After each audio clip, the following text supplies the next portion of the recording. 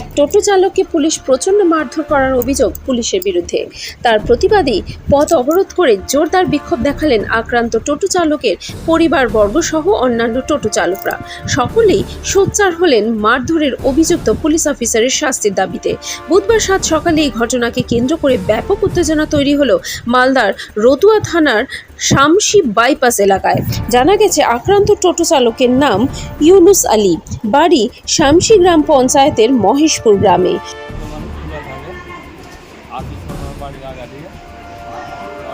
সামনে একটা খালি খাস্তা দিয়েছি, খাস্তা কান্না খাইনি।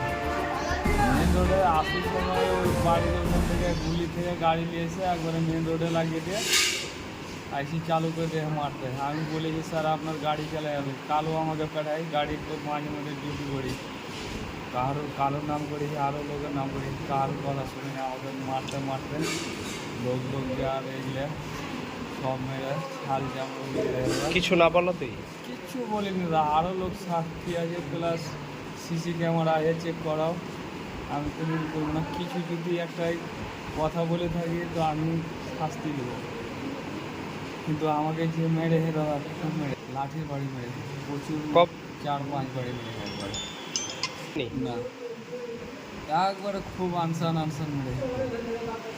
ওই অফিসার ছিল দিলীপ চৌধুরী। দিলীপ চৌধুরী।